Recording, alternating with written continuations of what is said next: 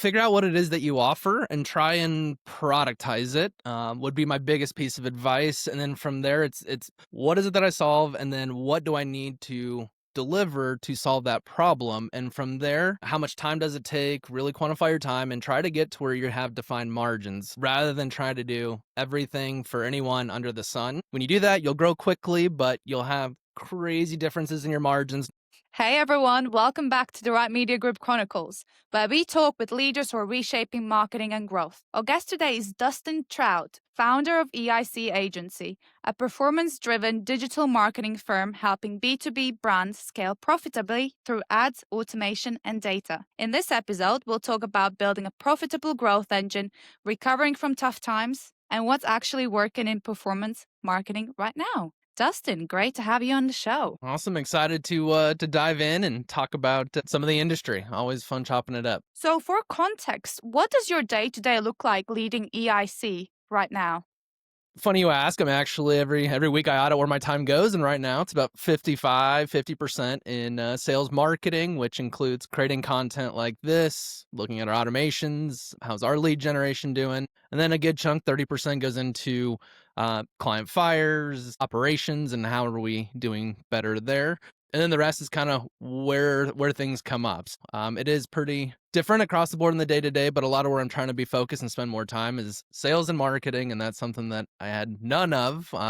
Honestly, about 3% of my week went to that prior to 2025. Like that you are actually putting 50% of your time in business development and you're still trying to grow the agency. Usually when you're so focused on client work, you forget about your own agency. Absolutely, a big goal over this last year was to do that. How can we build something? How can we build operations, SOPs, to where we could have people take over the day-to-day operations, and I could get out of it and focus on sales and marketing. We started in 2018, grew a lot every year from there, but right before then, I had a bit of an implosion, and that's because all the work fell on me, and it was trying to do too many things. So a big goal to after we got knocked down on, how do we get back up and do this right again, is how do we develop actual SOPs and frameworks? And from that is really we have to have a defined product and who we're helping, what we're helping them with, and that's been a big focus. So getting those SOPs have helped me do that greatly. And now very confident as we head into next year, going to be doing some hiring, and I won't have to be stuck in the day-to-day holding everything together. There's always going to be things to Holding down the refine and fort. make better. Exactly. There'll always be things to do, but I'm in a much better spot now than before, and process is what allowed it. I just had a conversation with another agency owner, and she had the talent acquisition down to a T. And I told her what's her secret. I asked her, sorry. And she said it's creating SOPs because even though you onboard somebody, something's bound to go wrong. So you always need to be prepared to have the SOPs, the basic down. So the next person that comes through the door, you already got a set process in place that they can go off from. And so you're not investing so much of your own time. Yep, 1,000%. And what makes it tough in the digital marketing world is that it's not so much black and white. It isn't, every day you're going to be doing these exact things. So it's, creating logic trees. If this happens, then what are the things that we can look at? So it is tough, but once you get through it, then yeah, helps free up time to actually do what grows the business. What major shifts have you seen specifically in how brands approach paid media? Really, the big shift, it's tough because it's There's a lot. a lot. We're trying to help with the shift and really be performance driven. I think too many brands are stuck in the vanity metrics of, how many impressions, how many clicks, how much traffic do we get to our website, even with lead generation. Cool. How many leads did we get? But too few look at what's driving a quality lead, what interactions do they need with your business to be qualified, MQL, the SQLs. Very few are looking to integrate sales and marketing into the mix, and rather than look in silos, how do we work the two together? So I don't think that there's much of a shift. I think there's a lot of, how do we use AI? There's a lot of questions, but too much inaction to really to make that shift. But I think really the brands that will win over the next 3 to 5 years are the ones that are going to figure out how to leverage AI, really use that for data enrichment, make your data 10 times more powerful, which comes from sales, CRM, and a database. So you're going to need to enrich that, work that, make it better. And that 1000% informs the paid media platforms, the Google, the LinkedIn, the Metas, all of that of, what are leads, but what are actually good opportunities? What are the ones that are closing with, higher deal values? And really getting to a point to where lead gen or B2B companies aren't even looking at lead gen. They're looking at return on ad spend and really having sales values and revenue tied in. Um, so that we can be looking more at what is really moving the needle on driving profitability from your marketing efforts rather than, oh, cool, look at the 1.4 million or a couple million people we reached, but you have no idea what they did. Mm-hmm. What action they took. So you touched point on sales and marketing being integrated into one another and one. So what I'm really trying to clarify here is you can throw leads at a business, but then what is the process after that, the sales? So do you also help with that, or do you consult on sales? How does that work in regarding to the services you offer for your clients? Yeah, so we really help on the consulting side. And it's kind of baked into what we offer. So we generate and convert leads to customers using ads automation and AI. So we do the execution or like hands on keyboard for the ads, but we'll work with sales through the marketing department. We'll be on sales calls, but what are the holes that you guys have? Can you define a good lead and a bad lead? Let's start there. And, how are people actually interacting? And we kind of just go through the process of, when a lead comes in, what do you want to happen, and kind of in a 60-minute conversation, we can clearly identify where the gaps are, and we basically work with them, each week on first we need to identify quality. So what automations do we need to build out in the CRMs? And we do it a lot on lead score and engagement. So, I mean, not typically email engagement, more so landing pages and video views and all that, but the process that we do it through is how are you lead scoring?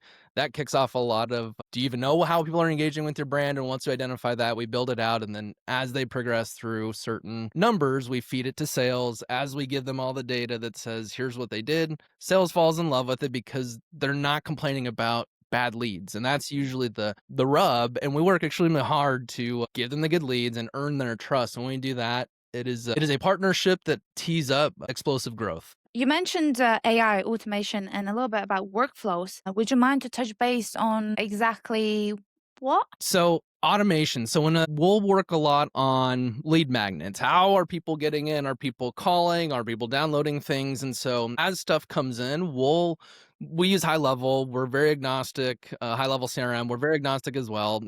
Salesforce, HubSpot, but all of them integrate to like Clay and other data providers where really as the lead comes in, how can we integrate and get more data on these people or on these leads so that we can personalize our one-to-one communication much more rather than everyone getting the same, hey, I saw you downloaded this. Can we talk now? Well, we can help build out is, integrating into what are the last 3 or 4 things they liked on LinkedIn, or what are the last 3 or 4 comments they had on posts on Facebook. And so we'll take what they're talking about and contextualize it and help bake it into the overall, one-to-one nurturing sequence. And through that, people will engage, they appreciate it, they respond. And so really using AI to help with that personalization to accelerate that scheduled demo or shaking that hand with the salesperson is where we consult. We'll help very minimally in integrating the tools, but very much we help build the system. That way we're honestly not handcuffed with not being able to grow our budgets. Because that's usually what prevents budget growth is just we're not seeing the sales. So we've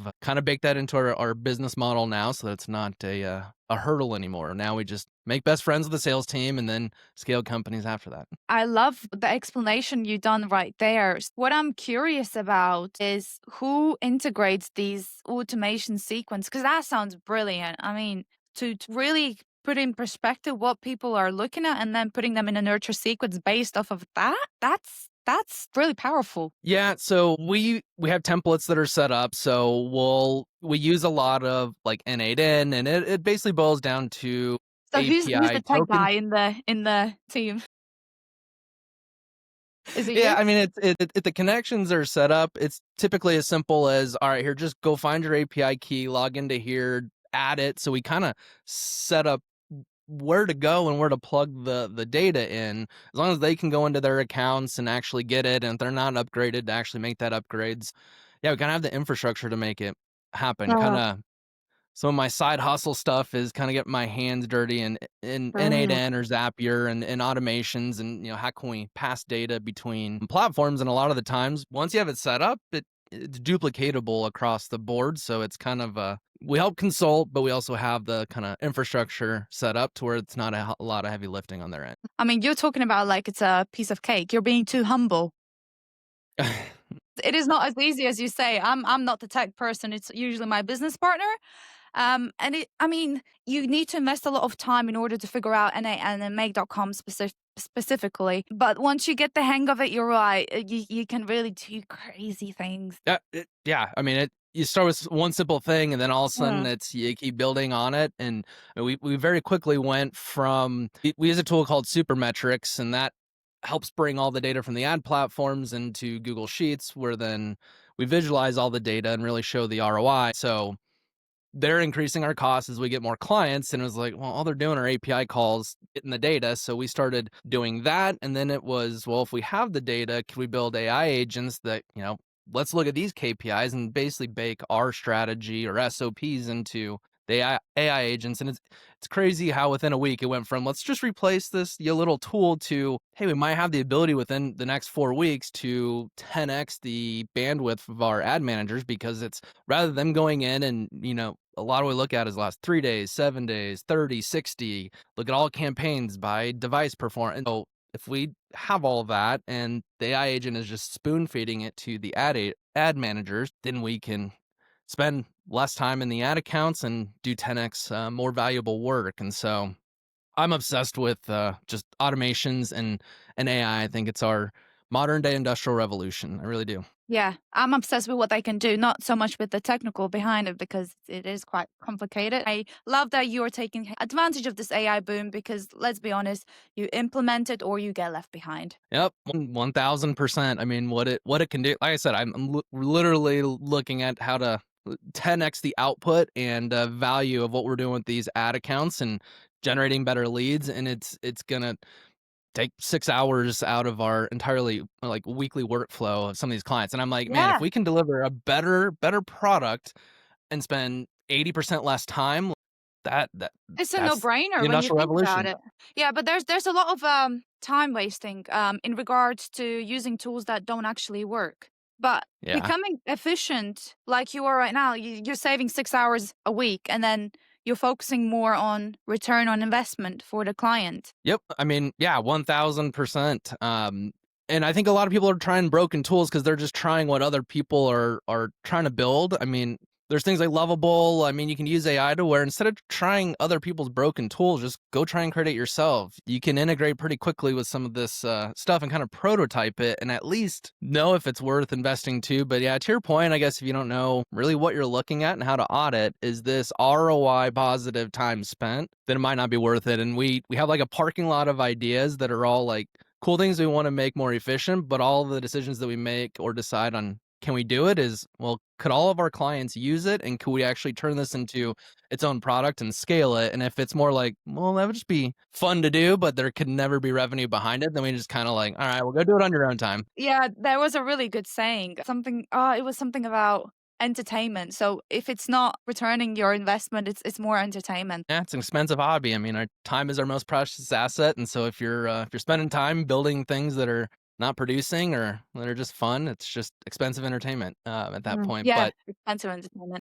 I'm very big on trying to find a business case behind it. That way, I don't feel like I'm ever wasting my time. So what would you say is working really well for EIC right now? So what's working really well for us is been heads down over this last year, getting very intentional with the product that we're offering and who it's for. Like I said, it's generating, converting leads for B2B businesses through ads, automation, and AI. Now that we have that, we've been, trying to bring clients on, and as that's been very well received, haven't had any, knock on wood, retention at all. So it's, very, from what it seems like, a very good product that people are liking. We've gotten our own ads going over the last 90 days. So we're very big on this next year. How can we really scale what we're doing? So a lot of my time is in the our own ads and, what are we doing, but also kind of this productization of how could we 10x our operations through automation tools like Make and stuff like that. So what is working is paid media, understanding our data, and really getting ahead or trying to get ahead under the automation and AI umbrella. And what would you say has been frustrating or slower to improve this year? Really just time. I'm a very impatient person and I like doing a lot of things. I like moving fast. And so trying to find what it is that we do, our product market fit. Is this, do people like it? Are clients retaining? Just all those things. The thing I like about automation is it's all instant. You can, feel it right now to where it's like, if we define this new product, we're gonna have to pitch it to 20, 30, 40 people. They're gonna have to say yes. We're gonna have to so it's a 6 to 7 month process to really vet, do you have something? So having the patience of kind of going through this and really productizing ourselves rather than doing everything for everyone under the sun, it's been tough because there's a lot of things that come in of, hey, could you help with this? And we've been very disciplined to say no. And if it's not in line with what we're doing, we say no. And the last 6 months, just the profitability, the margins have all been so much better. So just leaning into the productization has been great, but the patience to watch it unfold has been the biggest challenge. But it's exciting now that we're kind of there and really back into growth mode rather than rebuild mode. So, talking about that productization, are you more niching down on the services you provide? Is that correct? Yep. Yeah. It's all lead gen for B2B companies. And I mean, typically they're spending 10 grand or more on ads or some of that nature. So it is very focused on a very particular group of businesses or a niche, if you will, of who we're focusing on. What's been frustrating? Would you say it's more around systems and processes or more about like a people challenge? Yeah, I think more just time and waiting to get more yeses on what we're offering. I think we're going to be dealing with more operational and more people challenges as we bring more clients on, and we're already starting to feel it each new client that we do bring on. So yeah, getting ahead and how do we not break down again operationally, and that's really being dialed into what we offer and creating SOPs. So really intensifying how we're building out operations along with the people part. It's the simultaneously, how can we scale the acquisition of talent while also can we build tools and products for our own ad managers or answering questions for clients that reduce the amount of time each person is needed for every account. So it's kind of simultaneously balancing that. Obviously don't want to replace humans, but how do we 10x the amount of output that humans can do in a more enjoyable capacity where not looking through data but actually taking action. So trying to figure out that balance and really how do we grow the acquisition side would be the challenge. You mentioned that paid media currently works in regarding to client acquisition. Is there any other platforms or systems that you're utilizing? So organic content. So again, the need on in the sales and marketing component, content creation and posting content falls under that. And so how do I post more without spending more time? And so what has been working is basically created a B2B news anchor, B2B ad news anchor that scrapes news articles for B2B industry updates. And so what it'll do is recap me, turn me into a 1 minute video, and then I wake up with like 9 to 15 videos every morning that I can post. So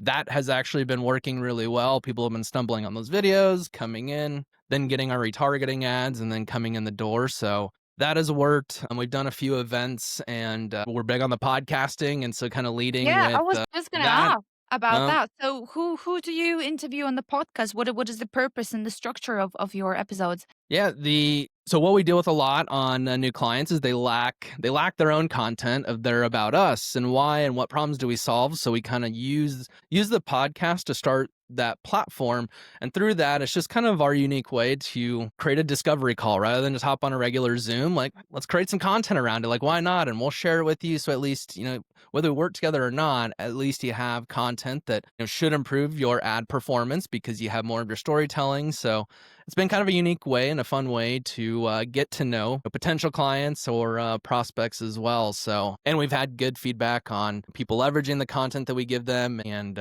so try to create a win-win-win. Yeah, I mean, from my experience, podcasting does take time. It takes your time, also the editing team. How are you finding it yourself? Well, again, automation. So we use Riverside as well, and so we just audited how much time does each episode take, and between the editing and everything, a couple hours, and we knew that if this is a way that we wanted to really get new clients, how can we create efficiencies?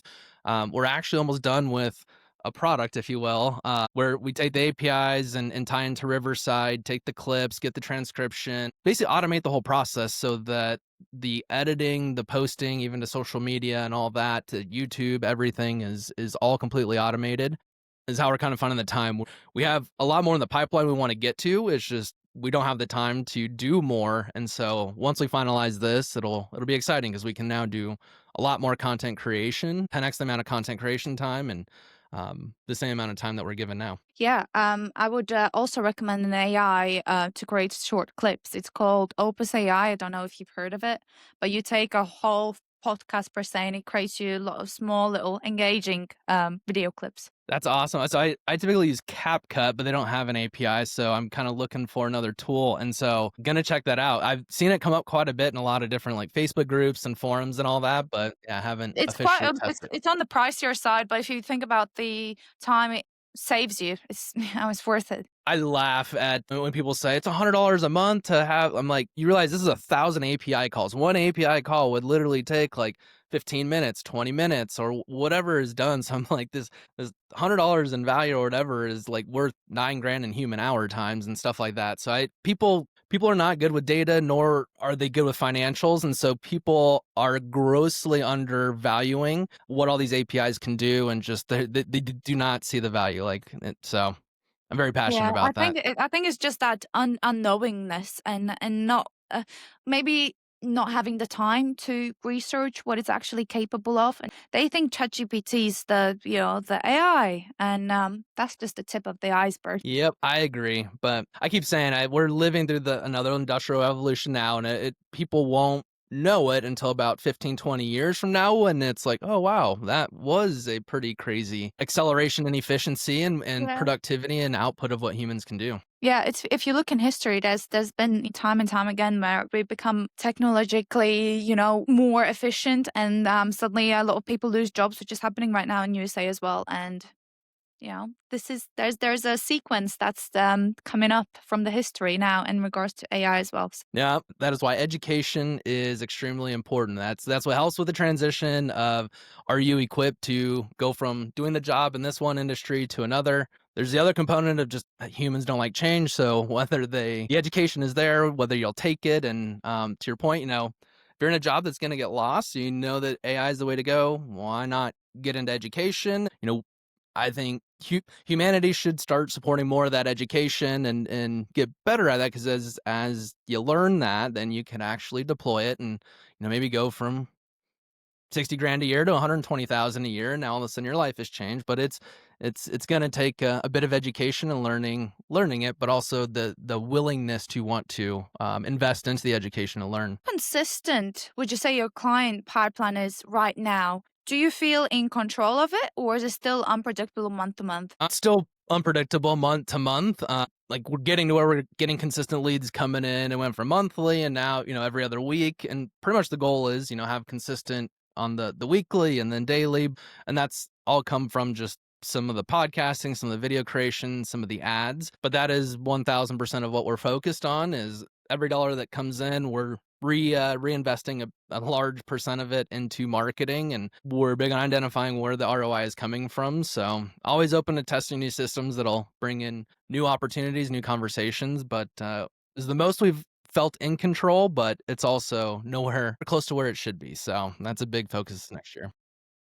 Talking about AI again, what's your take on how it's impacting performance marketing and campaign strategy specifically? I think it's greatly under leveraged. I honestly think there's a lot of ad managers that don't want to use it. I think Google and all the ad platforms are incorporating it a lot more into the ad platforms, like Meta. Zuckerberg just got a blank check to do a ton with AI, and a lot of the focus is in how can you make business productivity tools, and more so better performance with the ads. So more and more, it's going to be less reliant on ad managers. Something that I've done the last 12, 13 years. So I think people are scared to invest time into it because they're fearful of it taking their job. where I'm on the other end and I'm like, if I can create something to replace my job, that's a huge opportunity. And again, that can 10x the amount of output that someone can do. So I think it's under leveraged, but we're going to lean into it quite a bit because I don't think AI is here to take jobs. I think it's here to impact or 10x the output of people. If you're outputting zero or not a whole lot, the 10x is not a whole lot, and that's where some of the jobs might be lost. But yeah, I think it's under leveraged right now because people are still just learning. Yeah, no, absolutely. I agree with you there. So, EIC, is it an acronym, by the way? What does it stand for? Great question. It stands for every impression counts. And so in ads, the smallest unit of measure is when an ad is shown, and that's an impression. So, and it takes 18 to 20 touch points or impressions for someone to remember you and actually make an action. So, a lot of people are, you need to make the first impression count, but to me, you need to make every impression count because every impression leads to that business outcome. So that's what it was. And then it got very long to type out. And so I had to shorten it. And that's where EIC came in. Thinking the same of our podcast channel, right? Media Group Chronicles. I'm like, who's going to it's a mouthful. Yep.